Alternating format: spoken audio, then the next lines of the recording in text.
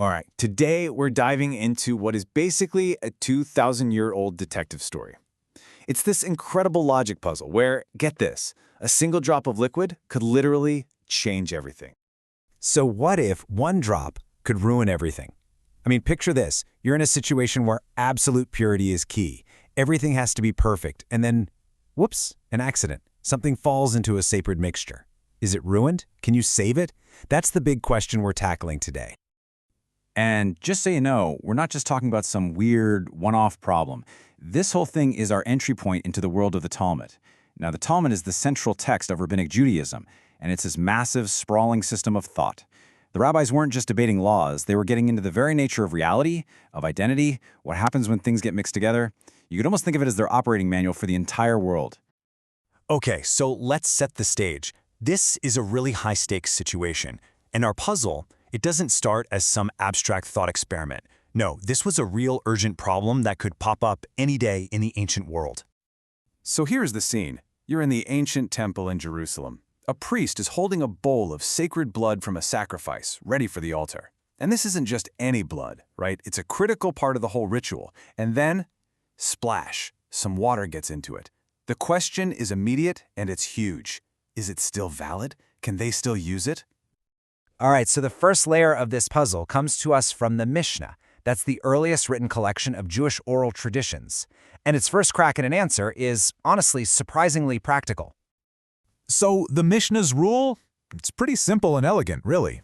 It all comes down to, what does it look like? If the mixture still has the appearance of blood, well, you're good to go.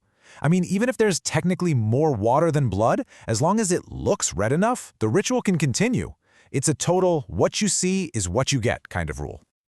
Sounds simple enough, right? But you know the rabbis. They loved a good complication. So what happens if the thing that falls in isn't clear water? What if it's something that's also red, like wine? Now that whole appearance rule is kind of useless, isn't it? Of course it still looks red. So how on earth do you judge the mixture now? And this is where it gets really clever. The Mishnah pulls out this brilliant little legal trick. It's a kind of thought experiment. It says, okay, you're just going to mentally substitute the wine for water. So let's break down the mental gymnastics here. First, you've got your mixture, right? Blood and wine. Step 2 is the big mental shift. You have to imagine the red wine is actually clear water. Then you make the call. And this little as-if scenario you've created in your head, with the blood by itself, still be enough to make the whole thing look red. If the answer is yes, then it's valid. Pretty cool, huh? But, of course, the analysis doesn't just stop there. We're just getting started. Next up is the Gemara, which is this huge commentary on the Mishnah, and it adds a whole new layer of complexity. The Gemara argues that it's not just what gets mixed together that matters, it's how. A sage named Rabbi Yochanan points out this really critical detail. He says, look, that rule from the Mishnah, the one where appearance is all that matters, that only works in one very specific case, when the smaller amount of stuff, the water, falls into the larger amount of stuff, the blood. But then he asks the million-dollar question. What if it happens the other way around? And this shows the difference perfectly. Okay, scenario 1. Water falls into blood. The blood is the dominant substance, right? So the water just gets absorbed into it. The mixture is totally valid. But now, look at the other scenario. Blood falls, drop by drop, into a much bigger bowl of water. In this case, each individual drop of blood is immediately overwhelmed. It completely loses its identity. So the mixture is invalid, and it doesn't matter one bit what it looks like at the end. This brings us to a super important legal principle called batul, which means nullification. And the idea is pretty simple. A small amount of one thing can be so completely overwhelmed by a much larger amount of another thing that legally speaking, it just ceases to exist. So when the blood falls into the water, each little drop gets nullified before the next one even hits. The mixture, in a legal sense, never even properly forms. And this, right here, is where the whole discussion just explodes. I love this part. The rabbis don't just stop with blood and water. Oh no. They use this very specific case to come up with these huge, universal rules of logic that you can apply to, well, almost anything. So a sage named Reish Lakish comes along, and he throws out a totally different scenario. He says, okay, forget blood for a second. Imagine someone mixes 3 different kinds of forbidden sacrificial meat together and then eats the mixture. He argues that this one single case actually teaches us 3 really fundamental legal principles.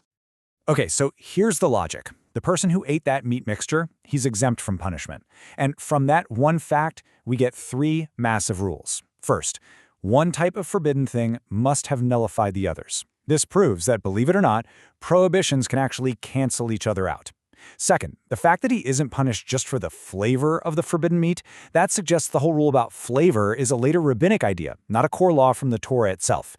And third, you can't give someone a valid legal warning if you can't tell them exactly which rule they're about to break. I mean, wow, 3 huge principles, all from one weird case about mixed up meat. But as you've probably guessed by now, in the world of the Talmud, no principle ever goes unchallenged. And sure enough, another sage, named Rava, spots a potential problem with one of Rish Lakish's big conclusions. Rava really zeroes in on that second principle we just talked about, the idea that imparting flavor is only a rabbinic-level rule, not a fundamental law from the Torah itself. He thinks he's found a case that proves that idea is just plain wrong. He's basically asking, hey, are we so sure about that?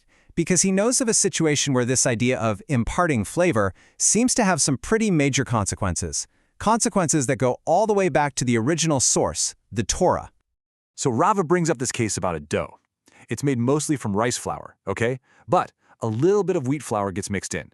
Not enough to be the majority, but just enough to give the whole dough the taste of grain.